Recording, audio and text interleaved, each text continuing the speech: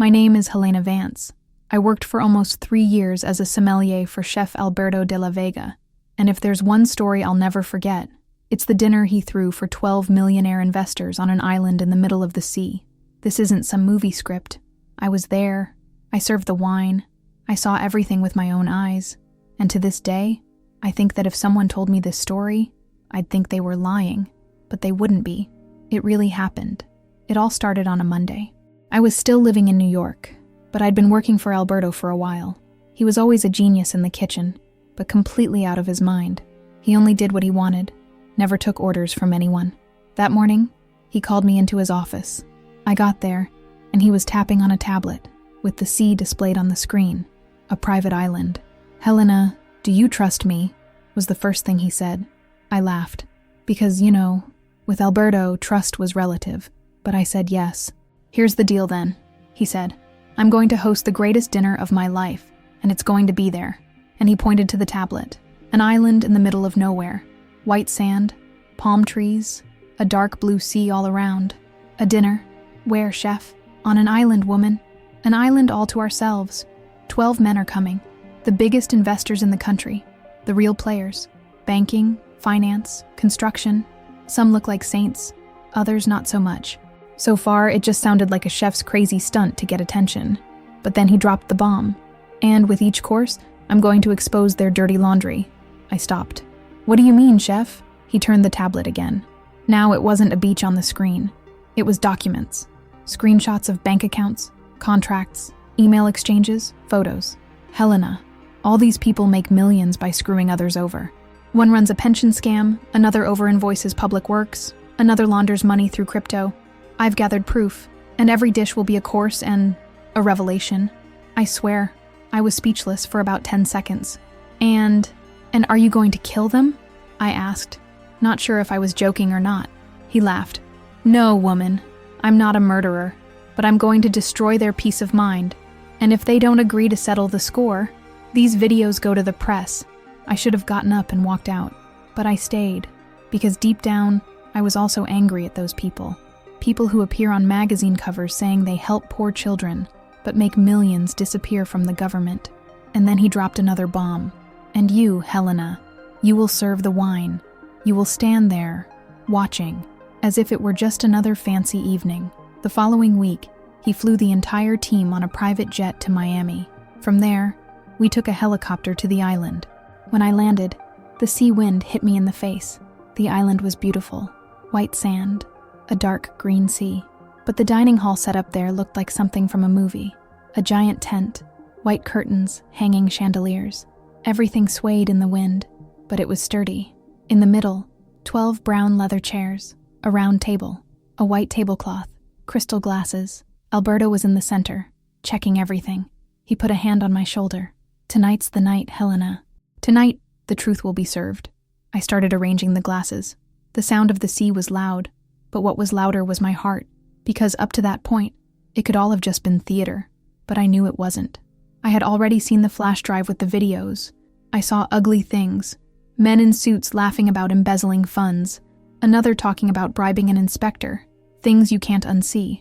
At 7 in the evening, the boats began to arrive, large yachts, men disembarking in expensive blazers, their leather shoes sinking into the sand. Most feigned naturalness, but you could see the suspicion in their eyes.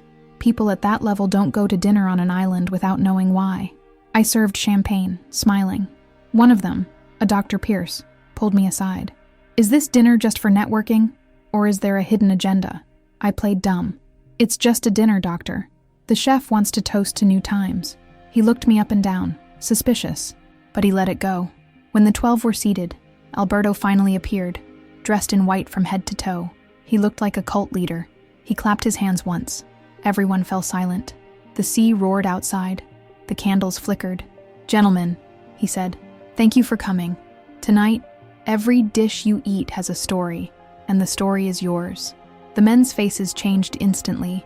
Even those who were smiling turned serious. Fear began to rise, like the smell of something burning in the kitchen.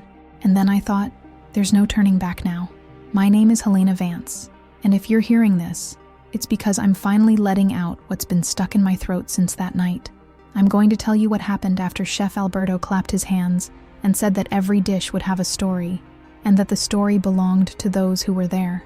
After the speech, there was a silence so vast you could hear the sea crashing against the tent's pillars. The chef told me to start serving the first wine. It was a chilled white, fine stuff, imported. But no one touched their glass. They just looked at Alberto, waiting to see if this was a joke or not. Then he started walking around the table, very slowly, his hands behind his back. He looked like a priest at a funeral. Gentlemen, you appreciate fine dining, don't you? Well, tonight, each course will have a flavor and a secret. Dr.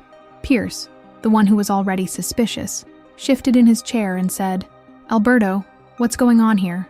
And the chef replied calmly, what's going on is that I'm tired of cooking just to fill the bellies of the rich. Tonight, I want to feed justice. I swear it was like a scene from a movie, but I was there. I saw it. Then he picked up a remote control and pressed a button. At the back of the tent, the white cloth parted like a theater curtain, revealing a giant screen. A video began to play. The first course was served along with this video. It was a beautiful, colorful ceviche, but no one was looking at the plate, only at the screen. In the video, Dr. Pierce appeared, the same man sitting there, entering an office and saying to someone, just close the deal. The over-invoicing will fund the campaign.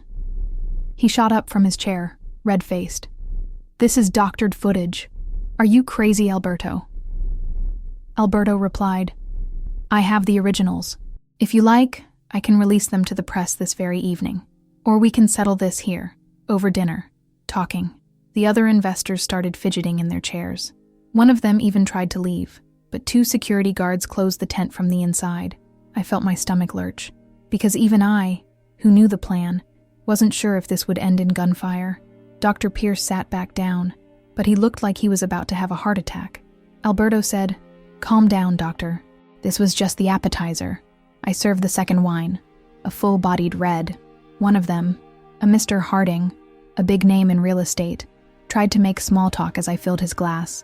Helena, right? You're just an employee here, aren't you? I am, I replied. Then you'd better get out of this mess. This man is going to end up dead, or in jail. He said it softly without dropping his smile, and he kept smiling as he drank, but I saw his hand was shaking so much he almost spilled wine on his shirt. The second course arrived. It was a truffle risotto, strong aroma, an expensive dish, but no one took a bite. As I was serving, Alberto pressed the remote again. Another video started. This time it was Mr. Harding himself, sitting in a car, talking on his cell phone. Let the building have a water leak, then we'll bill the city for the repairs. It's clean money. The people pay and no one complains. I almost dropped the risotto ladle, because I'd also lived in a crumbling building, full of leaks. And to know that man did it on purpose, it made me want to smash the plate in his face. He shouted, "This is an invasion of privacy. This is worthless in court." But Alberto just said, "Maybe not in court, but it's worth a lot on the internet." The others started to turn pale. One or two whispered, asking who would be next. The fear was becoming a smell. I swear, sweat, expensive perfume, expensive wine, a mixed scent of powerful people feeling the ground disappear from under them. In the interval between the second and third course, Alberto called me aside. "Helena, are you okay?" I lied. "I am." He grabbed my arm and said, "Remember, if they try to take me down, you're the one who releases the rest of the videos." I went cold, because I realized I was in the middle of this game too. If anything went wrong, I'd go down with them, but a part of me wanted to keep going. Because, for the first time, I was seeing these big men tremble. For the first time, we were showing them that not everyone is a doormat. Then the third course began. I went back to the table, took a deep breath, and raised the ladle to serve. But just then, Alberto clapped his hands again and said, "Gentlemen, now comes the main course of the evening, and I can assure you, it will have a very, very bitter taste." The men looked at each other, as if they wanted to run, but no one moved, because they knew that from then on, any false step could become another video on the screen. And there, I was certain, this dinner was about to turn into a war. My name is Helena Vance, and if you think this story is heavy so far, wait until you see what happened with the main course. I can still smell that place to this day. Sea wind beating against the tent, flickering candles, and the silence of 12 men who had enough money to buy half the country, but who couldn't swallow a single grain of rice. After Alberto clapped his hands and announced the main course, he had the team bring out the platters. The kitchen staff emerged from behind the curtains in a line, each carrying a dish covered with a silver cloche. It looked like a parade of jewels, but the truth is, no one was paying attention to the food. Everyone just wanted to know who would be exposed next. I began to serve, my hand trembling. The main course was roasted lamb, tender meat, a wonderful aroma, but no one even cut a piece. They just fiddled with their cutlery, without touching the plate. It was then that Alberto spoke. The next video is about one of you who likes to play the savior of the nation, but profits at the expense of public hospitals. The panic became visible. A few men exchanged glances so quickly it looked like a chess match. A Mr. Donovan, who was a big shot in the pharmaceutical industry, began to sweat so profusely it ran down his forehead. Alberto pressed the remote. The screen lit up, and the video began to play. Mr. Donovan appeared, sitting in an office, speaking on a speakerphone. "Throw those cheaper drugs in the trash. We'll only sell the imported one, at triple the price. The public hospitals will pay. Who's going to check?" I swear I felt like throwing up, because my own mother spent months waiting for medication in a clinic line, and to hear that man laughing, it disgusted me. Mr. Donovan shot up so fast his chair fell over. He screamed, "This is illegal, Alberto. I'll sue you." But Alberto was unfazed. He spoke very calmly. "Go ahead and sue. I have other copies. And if you don't want this on every news channel in the country, you'll listen to what I have to say." The tension was so thick that I almost didn't notice the security guards were already blocking all the exits of the tent. No one was leaving until this was over. I realized Alberto had changed his tone. He was no longer playing the eccentric chef. Now he spoke almost like a judge. His voice became firm, low, without shouting, and that made everything even more frightening. He turned to Mr. Donovan and said, "You will sign a document right here, committing to donate $100 million to the Public Health Fund, and you will leave this island quietly, without opening your mouth to the press." Mr. Donovan was ashen. The other men looked at him, not knowing whether to root for him to accept or to resist, because each one knew he could be next. Mr. Donovan looked around, trying to find a way out, but there was nowhere to run. The island was Alberto's. The sea surrounded everything. Even the boats were under Alberto's orders. He took a deep breath and said, "And if I don't sign?" Alberto approached, very slowly, until they were face to face, and he said, "Then, tomorrow at 7 in the morning, the videos will be in every newsroom in the country, and you will fall, along with your company, and maybe you'll go to prison, or maybe you'll die of a heart attack before that. I don't care." I saw the exact moment Mr. Donovan gave in. His gaze went dead, as if someone had turned off the light inside. He sat down again. He took the pen Alberto handed him and signed the paper. His hands were shaking so badly it looked like Parkinson's. Meanwhile, the other 11 men watched, partly relieved that they weren't the focus, but also in a panic, because they knew they could be next. Then Alberto took a deep breath, looked around and said, "Gentlemen, we are just getting started." A chill ran down my spine, because I realized Alberto wasn't going to stop. He was going to go all the way. It was then that I realized something else. Alberto wasn't doing this just for justice. He was also getting revenge, because the way he looked at those men, you could see the anger. Anger built up from years of serving expensive dishes to people who lived their lives laughing at simple folk. And I began to wonder if deep down, he wasn't enjoying having all that power, even if it was dangerous. Between the cooling lamb and the deadly silence, Alberto pointed to the next man, a fellow with thin glasses and a calm demeanor, and said, "And now, let's talk about money laundering in the real estate market." The man's eyes went wide. The glass slipped from his hand, fell to the floor, and shattered. And I thought, my God, this is going to end in bloodshed. My name is Helena Vance, and to this day I remember the look on the face of that man with the thin glasses when Alberto said, "Money laundering in the real estate market." He looked like he'd been punched in the gut. The man's eyes widened. His mouth hung slightly open, no sound coming out. The broken glass on the floor was still bleeding red wine, as if it were blood spilled on the marble. The chef pointed the remote at the screen again. No one was even pretending to be at a dinner party anymore. Even the sea outside seemed to be crashing harder against the tent poles, as if warning that this wasn't going to end well. The video showed the man, whose name was Mr. Shaw, sitting at a bar table, talking to another person whose face was obscured. The recording was a bit shaky, looked like it was filmed in secret, The audio, however, was clean. Mr. Shaw was saying, "Buy the land in the straw man's name. Then make it look like you built 30 floors, but only build 20 and bill for 30. The rest gets laundered through a phantom consultancy. If anyone investigates, the building doesn't even exist anymore." One of the investors let out a loud cough, almost as if he were choking. Another man started bouncing his knee so hard his chair shook. Mr. Shaw closed his eyes and lowered his head, as if he wanted to disappear. Alberto didn't shout. He spoke in a tone that was calm, almost too gentle. "Mr. Shaw, does this building exist? Or is it only on paper?" The man didn't answer. He was just breathing heavily. He looked like he was about to faint. Alberto insisted, "I have the fake deed. I have the contracts from the so-called consultancy. I have the bank transfers. Do you want to talk now? Or would you prefer I send this to the IRS tomorrow morning?" Mr. Shaw raised his hand, like a schoolboy asking to speak. He just said, I'll sign."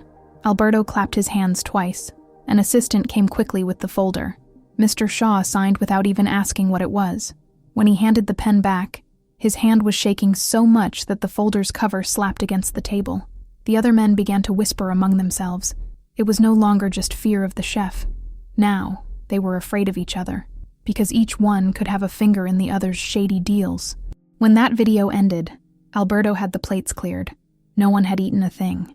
I moved between the tables, collecting cutlery, the dishes almost untouched. The smell of cold lamb mixed with the salt of the sea and the strong cologne of those rich men. It was a smell I have never encountered again anywhere. In the makeshift kitchen, I found Alberto.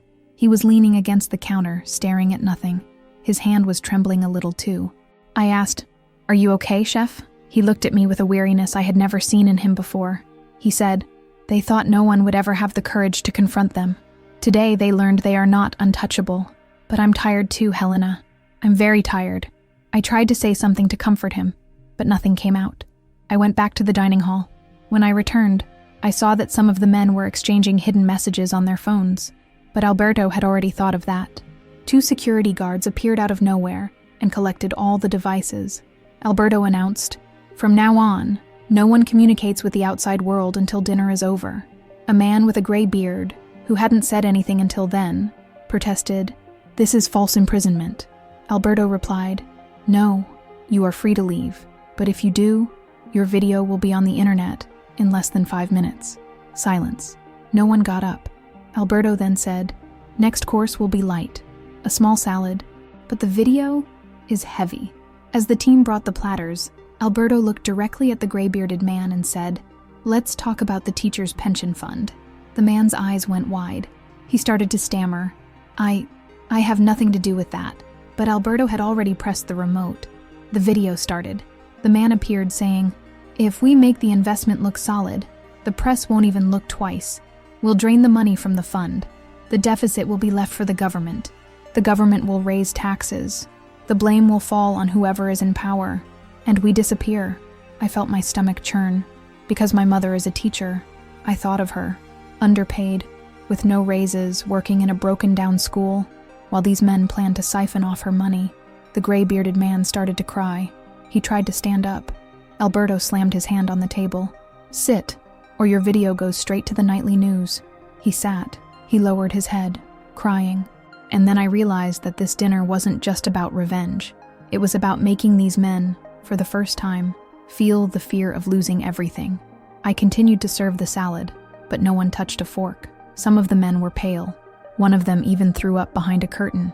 And Alberto, without losing his composure, looked at everyone and said, "We still have a long night ahead of us." And I thought, my God, how far will he go with this? I am Helena. I was a sommelier for almost 3 years in a fine dining restaurant. I worked alongside Chef Alberto de la Vega, a brilliant and slightly crazy guy. And the story I'm about to tell you is real. I was there. I saw it all. And to this day, I wonder how I made it out of that night alive. It was night. The sea was dark, crashing hard against the rocks outside.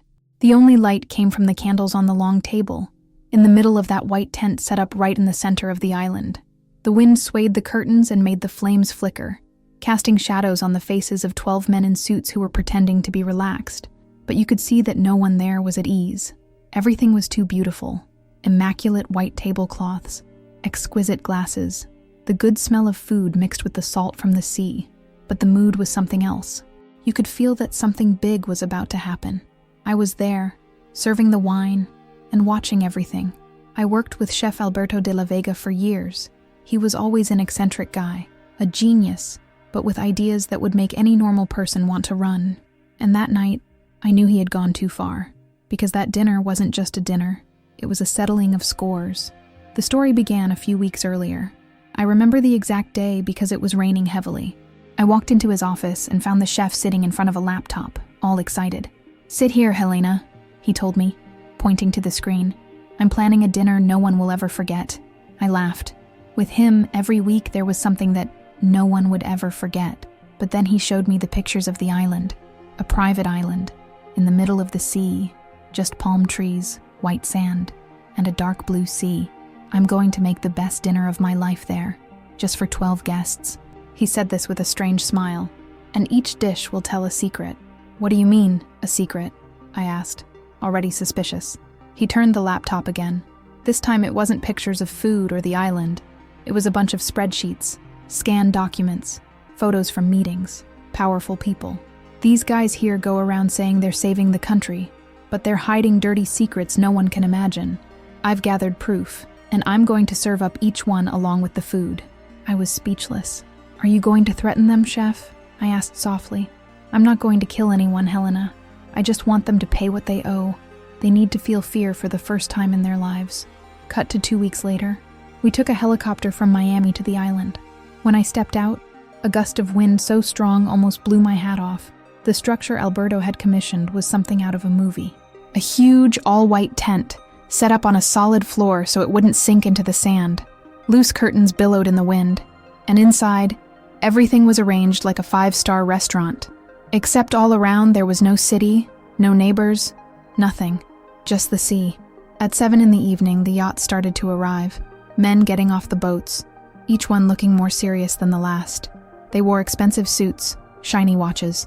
Some tried to smile, but you could see in their eyes they were suspicious. People at that level don't get on a helicopter or a boat without knowing exactly why. I went around serving champagne and pretending it was just another luxury event, but my heart was pounding. One of them, the Dr. Pierce, pulled me aside and asked, "What is this dinner? Marketing? Or is there something they're not telling me?" "It's just a dinner, doctor," I said, lying. "The chef wants to toast to new times." He stared at me, then let out a dry little laugh, and walked away. When the 12 were seated, Alberto appeared. He was dressed in white from head to toe, looking like a religious leader. He walked slowly to the center of the table. Everyone went quiet at once. He said, "Good evening. Tonight, every dish you savor will bring something more than flavor. It will bring truths." The sound of the sea outside grew even louder. The wind shook the candles. A few men tried to laugh, but it was that fake laugh, just to cover up the nerves. Then Alberto picked up a remote control. He pointed it to the back of the tent. The curtains opened, revealing a huge screen. I felt the air leave my lungs, because until then, I had still held out hope that this was all just an act. But when the screen turned on, I knew it wasn't. The first video began to play. It was Dr. Pierce himself, walking into a luxurious office and saying, "Just close the deal. The over-invoicing will fund the campaign." Instantly, he shot up, his face red. "This is doctored. Have you gone mad, Alberto?" But Alberto said calmly, "I have the originals, and I can release them to the press tonight, or we can resolve everything here at the table among gentlemen." Dr. Pierce sat back down, but he kept looking around as if searching for an exit, but there wasn't one. And I, standing there, holding the wine bottle, thought, there's no turning back now. When Dr. Pierce's video ended, the silence was so heavy it felt like the sea outside had also stopped. No one moved. Chef Alberto slowly lowered the remote control and looked at each of the men there, one by one, as if he wanted to remember all their faces. Then he said, "That, gentlemen, was just the appetizer. We have more courses, and each one comes with a story." I trembled, because I knew what he had up his sleeve was much worse. Dr. Pierce was still sitting there, but his breathing was rapid, his face red. Another guy, Mr. Harding, fidgeted with his napkin as if he needed something to do with his hands. He was one of the biggest names in real estate. He seemed calm, but I could see his knee bouncing under the table. Alberto raised his hand and signaled for me. I walked over to him, almost tripping on the rug. He spoke softly. "Bring the second wine." I rushed back to the part of the tent that served as a makeshift kitchen. There, the cooks were quiet, stirring their pots, but I knew everyone was listening to every word from outside. I grabbed the bottle of red wine, shaking.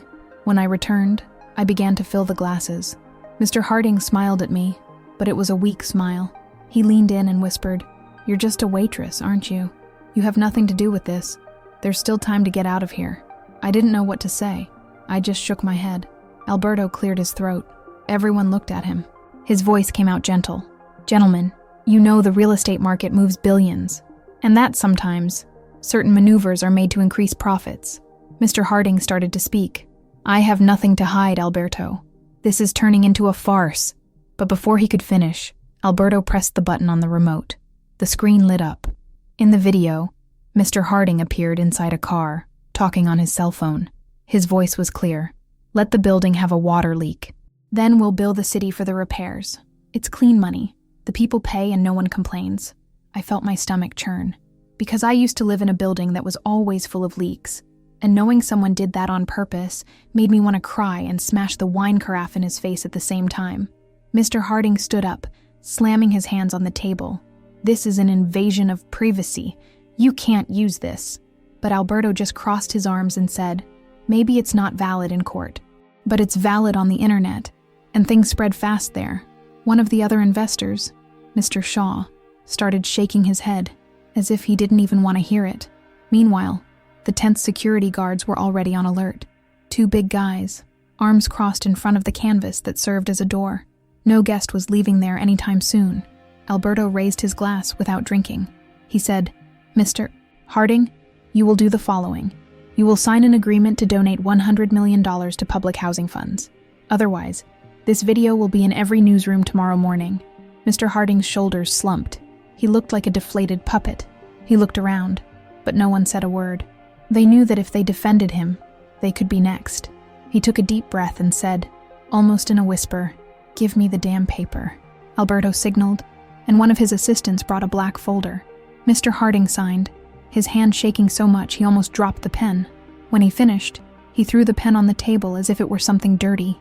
I stood there, holding the wine bottle, looking at all those men. I had served many powerful people in my life, but I had never seen any of them so quiet, so small. That's when Alberto clapped his hands again. The sound echoed in the tent. The wind swayed the candles, and the flames nearly went out. "Gentlemen, don't put down your forks. There's still the main course." One of the men, a guy with a gray beard, asked, "And if we don't eat, Alberto?" The chef gave a smirk. "You don't have to eat, but you will have to swallow the truth." He turned to me and said, "Helena, bring the next wine, and call the team to serve the lamb." In the kitchen, one of the cooks asked me quietly, "This is going to end with the police here, isn't it?" I didn't answer, because I didn't know. When I came back with the bottle, the air was so heavy it felt like no one was breathing. The men sitting there just looked at the chef, waiting for the next blow. I started to fill the glasses again. Mr. Harding just stared at me, his eyes somewhat lost, almost as if he wanted to apologize, but he said nothing. It was then that Alberto looked at the man with the gray beard. He pointed the remote slowly and said, "Now, let's talk about pension funds." The man went pale, and I, in the corner, thought, this is going to get much worse than it already is. Chef Alberto stared at the gray-bearded man, as if seeing right through him, and he said very calmly, "Let's talk about the teacher's pension fund." Instantly, the gray-bearded man, whose name was Mr. Adler, lowered his head. He fidgeted with his napkin as if he wanted to disappear under the table. Alberto raised the remote. I swear, for a second, I thought Mr. Adler was going to scream or run, but he just sat there, pale, sweating. I gripped the handle of the wine carafe in my hand. I knew another bomb was coming. The screen lit up. The video started. Mr. Adler appeared sitting in a luxurious office talking on the phone. "If we make it look like a solid investment, the press won't even look twice. We'll pull money from the fund. The deficit will be left for the government to cover later. No one will know." I felt a deep disgust. Because my mother is a teacher. She earns poorly, works in a crumbling school, and these guys were siphoning the money meant to guarantee her retirement. Some of the other men started shaking their heads, but it wasn't out of disapproval. It was fear of being next. Mr. Adler tried to speak, but his voice failed. When he finally managed, he said, "Alberto, this proves nothing. This is conversation taken out of context." Alberto didn't blink. He replied, "I have documents, bank transfers, even photos of meetings. Do you really want to fight me on this?" Mr. Adler looked like he was about to cry. He lowered his eyes. Alberto took another black folder, opened it, and placed it in front of him. 100 million for the teacher's fund. Or I release the video. The man was motionless. Then, slowly, he pulled the folder toward him. He signed. When he returned the pen, his hand was shaking so much it seemed he would fall out of his chair. I was seeing all this, and thinking I was in a movie. But it was no movie. It was real. The other investors were sitting, motionless, without even picking up their forks. The lamb served on their plates was getting cold. The aroma was still in the air, but no one was eating. In the midst of this atmosphere, Alberto clapped his hands slowly. Everyone looked at him, startled. "Gentlemen, let's take a break. Have a drink. Stretch your legs. But do not leave the tent. We still have more to discuss." 2 security guards discreetly approached the exits, arms crossed. No one was leaving without permission. I went to the edge of the tent, trying to get some fresh sea air, but the wind was so strong it almost ripped out my bun. I felt my forehead damp with sweat. It didn't feel like I had been working at high-end dinners for years. I had never seen anything like it. When I went back inside, I saw Alberto talking quietly with one of his assistants. His face was serious, but I could see a certain glint in his eyes, as if he was taking pleasure in all of this. I couldn't tell if it was just for justice. It also seemed like personal revenge. Then came Mr. Shaw, the thin man with the fine glasses. He stood up slowly, looked at the chef and said, "Alberto, we need to talk. You're messing with things that are too big." Alberto crossed his arm. "Mr. Shaw, sit down." "I will not sit down. I want to know how far you intend to go, because if this gets out, you're going down. You're committing a crime. Kidnapping, blackmail." Alberto replied in a calm tone. "It's not kidnapping. You are here of your own free will. The door is open, but if anyone leaves, the world will know the truth." Mr. Shaw took a step back. He seemed to have been hit by an invisible slap. He looked at the other men, seeking support. But no one moved. Everyone was looking out for themselves. Alberto then said, "Then let's continue. Next video." I approached, nearly tripping on the rug. My throat was dry, as if I had swallowed sand. On the screen, Mr. Shaw appeared in another video. This time, he was in a fancy restaurant, talking to someone off camera. Buy the land in a straw man's name. Then make it look like you built 30 floors but only build 20. The rest is laundered money in a shell company. When the video ended, Mr. Shaw turned white. He tried to speak, but his voice wouldn't come out. He looked at Alberto, shook his head. "Alberto, you can't do this to me." The chef replied firmly, "Yes, I can. Either you donate 100 million for public housing construction, or you'll be in all the papers tomorrow." Mr. Shaw collapsed into his chair. He ran a hand over his face, as if trying to wake up from a nightmare. Then, he took the pen and signed. When he finished, Alberto took the paper, folded it, and placed it inside the folder, and looked at all the other men. "Gentlemen, we still have more chapters to this evening." I felt a shiver, because I knew this was just the beginning, and that Alberto wouldn't stop until every one of them paid for what they had done. As I collected the dirty glasses, something occurred to me that I couldn't get out of my head. Maybe justice is just this, dirty, done by force. The tent was stuffy, even with the wind whipping outside. The sea seemed to be crashing even harder against the rocks. The smell of the lamb mixed with the men's fear made the air heavy. I moved between the chairs, collecting plates that no one had touched. It was sad to see such good food go to waste, but that night, no one was thinking about dinner. The investors just exchanged glances, each one sizing up the other, as if trying to guess who would be next. Chef Alberto stood there, slowly turning the remote in his hand, observing the room as if he were a teacher ready to call the next student to the board. Then he said, "Gentlemen, I promise truths, and we are not finished yet." He pointed the remote at the gray-bearded man, Mr. Adler. Again, he had already been exposed, but Alberto seemed not to be done with him. Mr. Adler whispered, "I already signed the paper, Alberto. I know, but there are other things you did, and that the country deserves to know." A murmur ran through the table. Mr. Adler began to tremble. His napkin crumpled between his fingers. Alberto pressed the button on the remote. The screen lit up. Another video appeared. This time, it was Mr. Adler talking to 2 men in an office. The lighting dim. "We'll transfer part of the pension fund to an overseas investment. Then we'll say it took a loss because of the dollar. The deficit will be left for Social Security to cover. The hole gets left for the government to fill.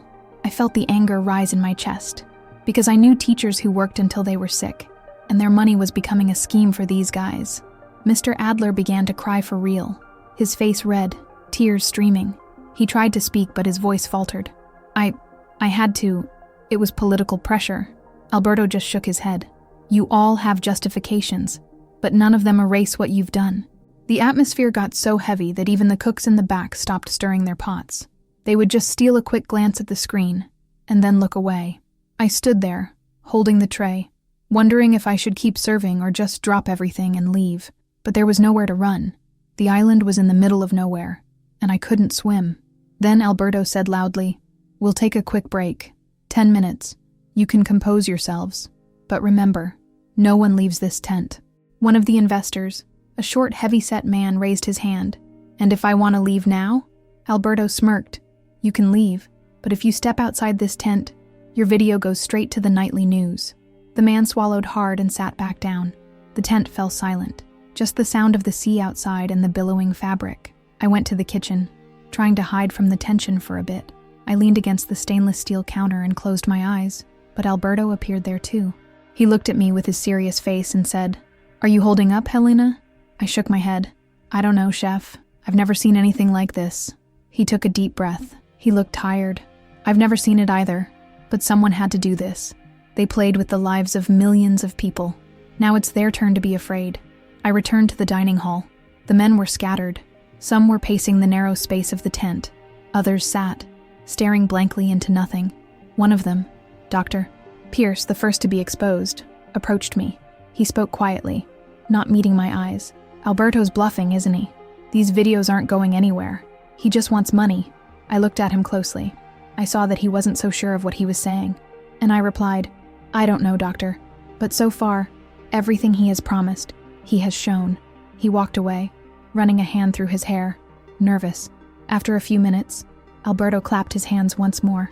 Everyone returned to their chairs. Some sat crookedly, as if they didn't even have the strength to sit up straight. Alberto pointed the remote at the screen and said, "Now let's talk about clandestine campaign donations." This time it was Mr. Harding whose eyes widened. He had been caught before, but apparently he had more skeletons in his closet. The video started. Mr. Harding appeared, handing a thick envelope of money to a political aide in a dark parking garage. In the video, he was saying, "This will secure the contract. Later, we'll make it all look legal on paper." Mr. Harding stood up, shouting, "That's not proven crime. It's just a video. It doesn't mean anything."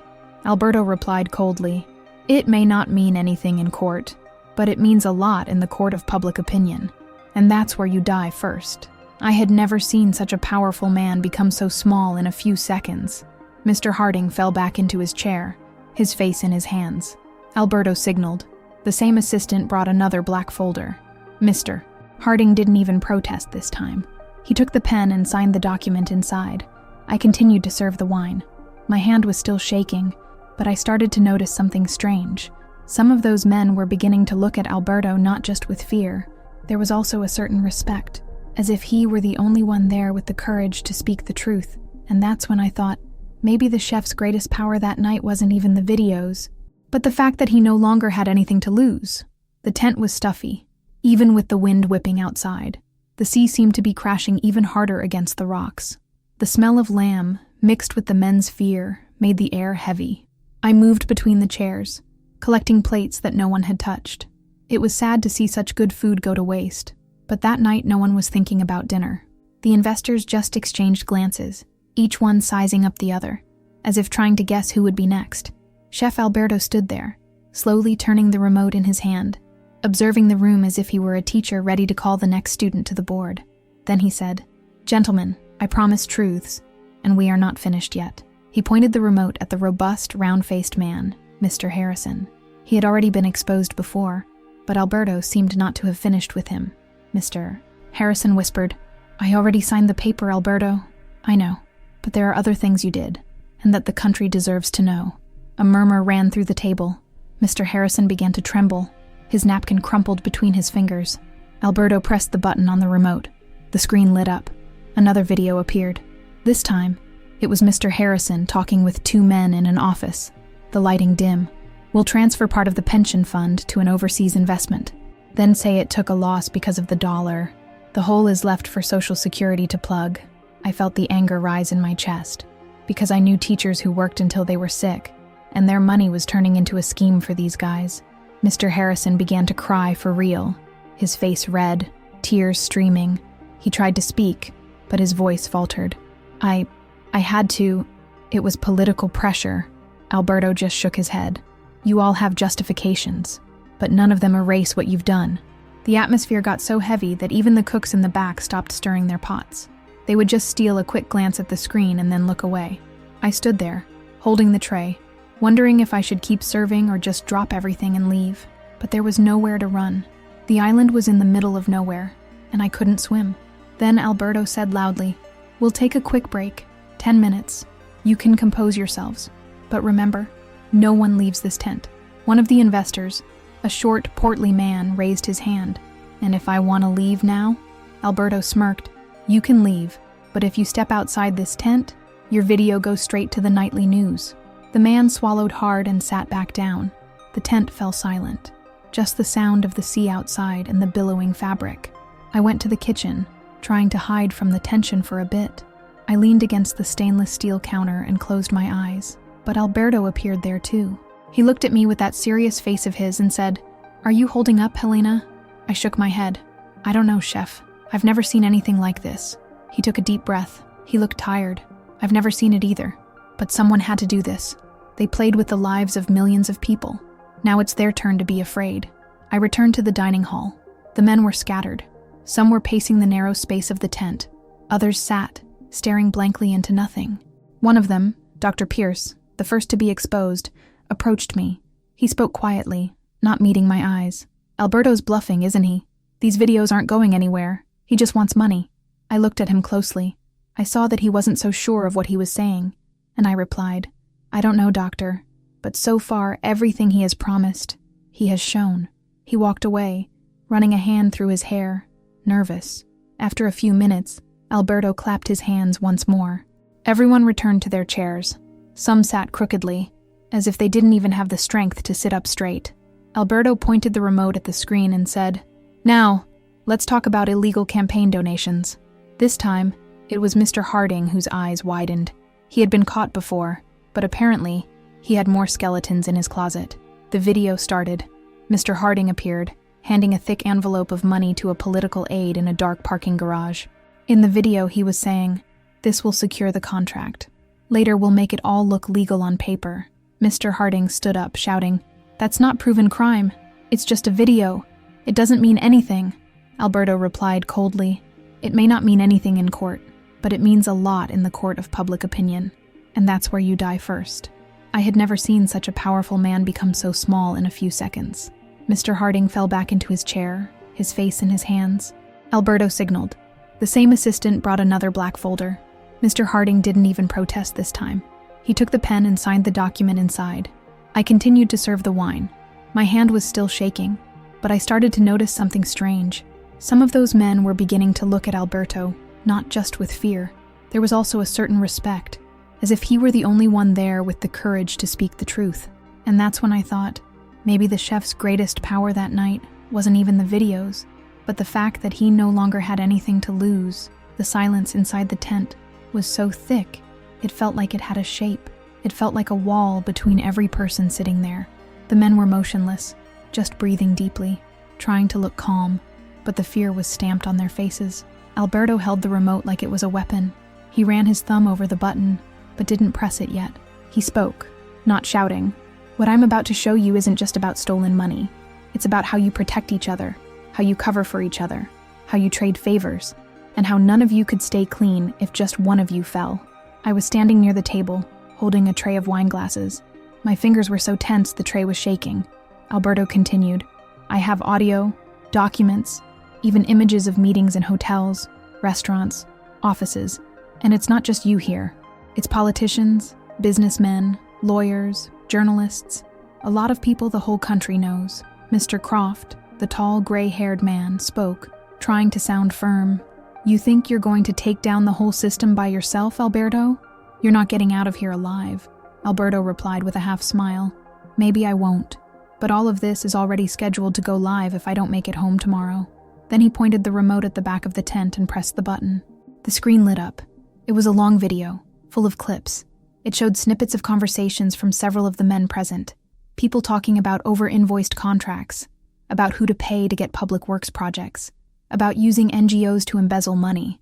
Some of the men in the video appeared together in different places: an expensive restaurant, a beach resort, even inside airplanes, always speaking low, conspiring.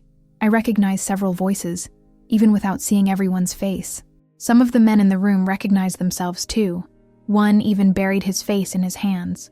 Another just sat there, staring blankly at the screen. When the video ended, the screen went black.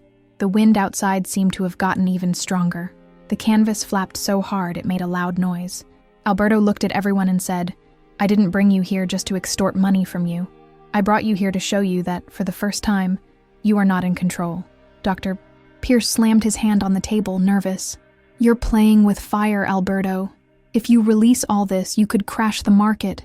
You'll ruin companies that employ thousands of people. You'll destroy the entire country," Alberto said without changing his tone. "You are the ones destroying the country, with your fraud. I'm just showing what you do." I had never seen such powerful men look so small. Some began to cry softly. Others just lowered their heads, breathing heavily. Mr. Shaw, the thin man with glasses, said, "Alberto, let's negotiate. You don't have to release anything. We can make a deal, pay what you ask, but you erase everything." Alberto approached him, slowly, until they were face to face. "I'm not asking for money for myself. I don't want a yacht, a mansion, or hidden accounts. I want justice." At that moment, I started to notice something else. Alberto was getting tired. His voice wasn't as firm anymore. His eyes looked reddish, almost as if he were fighting back tears. He took a deep breath and said, "I could release everything right now, but I won't. I'm going to give you a chance. If each of you donates $200 million each to public funds for health, education, and housing, I will hold the videos, at least for now." The men began to protest all at once. Voices mingled. "This is blackmail. You won't get away with this without going down yourself.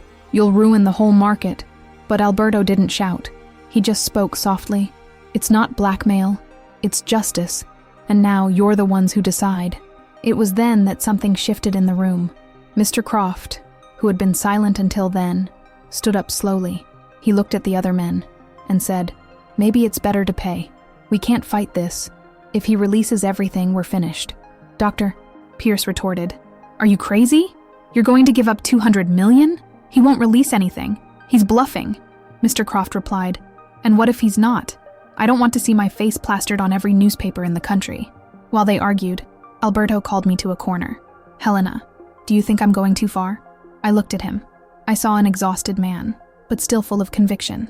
I replied, "I don't know, Chef, but I know I've never seen anyone have the courage to do what you're doing." He nodded. "That's it.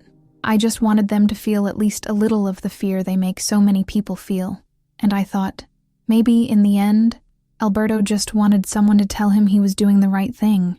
After Mr. Croft said it might be better to pay, the room was divided. It was like a silent war. Half the men wanted to get it over with, sign the papers, and try to save what was left of their reputations. The other half wanted to resist, believing Alberto was just bluffing. Dr. Pierce stood up and slammed his hand on the table, shaking with rage. "This is insane. We're going to donate billions for what? He doesn't have the guts to release these videos. He's playing a high-stakes game because he thinks we're scared." Alberto stared at him, without raising his voice. "I'm not playing. You're the ones who spent years betting that no one would have the courage to stand up to you." I stood there, motionless, listening to it all.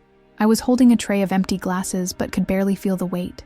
It felt like I was floating, watching a movie scene.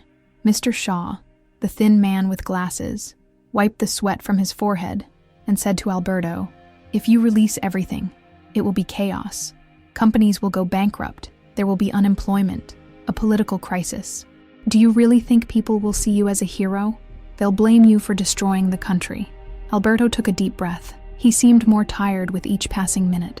"Maybe they will blame me, but if no one does anything, you'll all keep destroying the country behind its back." It was then that Mr. Harrison, The robust man who had already been exposed in the private jet video slammed his fist on the table. You want justice? Fine, but you're doing the same thing we do. Using power and fear to get what you want. Do you think that's right? Alberto replied, looking at him.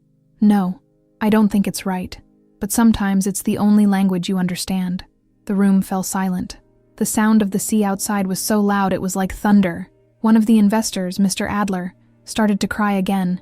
He ran his hands over his face, desperate. I don't have that kind of liquid cash, Alberto. Even if I want to pay, I can't transfer it all without raising flags with the banks, the IRS. Alberto looked at him, almost with pity. Then start selling assets. Sell properties, cars, works of art. You've spent years accumulating things. It's time to give a little back. Mr. Croft spoke in a weary tone. Alberto, how much time do we have to sort this out? 24 hours, Alberto replied. Tomorrow, at 7 in the evening, if I don't receive confirmation of the deposits, the videos go to the press. Dr. Pierce exploded. You're a dead man, Alberto. You're not leaving here alive. 2 security guards moved toward him, but Alberto held up a hand. No one touches him. I don't need violence. If he wants to kill me, he'll have to get his own hands dirty. Dr. Pierce sat back down, breathing heavily. It was then that Alberto looked at me. His eyes were red, moist. Helena, sometimes I wonder if I'm doing the right thing. I looked right back at him, and I said, I don't know, Chef, but for the first time in my life, I saw these men feel fear. And if that isn't justice, I don't know what is. The investors began to talk among themselves, quietly. Some were doing calculations on their phones, others sending messages. Alberto watched it all in silence. Mr. Shaw said, What if we give you half the money? Will you hold the videos? Alberto replied, No, it's all or nothing. I don't accept scraps. Meanwhile, the wind outside was so strong that one of the tent's curtains came loose and flew across the room. It flew right over the table, knocking over 2 glasses. The wine spilled across the white tablecloth, looking like blood. The men were startled, but no one stood up. It was as if they were stuck to their chairs, hostages of their own fear. Alberto composed himself, took a deep breath, and said, Gentlemen, this is all being recorded. Every conversation from tonight. If anyone tries to silence me, the material will be released automatically. It's not just blackmail, it's protection. Mr. Harding, the real estate guy, said, You think this is going to solve anything, Alberto? Even if we pay, another group just like us will come along. Nothing will change. Alberto replied, Maybe it won't change everything, but it will scare a lot of people. And maybe, just maybe, it will make some of them think twice before they steal. I realized that, for the first time, some of the men there were really listening to Alberto. It wasn't just fear anymore. It was almost respect. And I thought, maybe Alberto's greatest victory wasn't the money or the threat, but the fact that, for a few hours, he made these men listen to someone other than themselves. The wind outside didn't let up. The canvas of the tent flapped so hard it made loud creaking noises.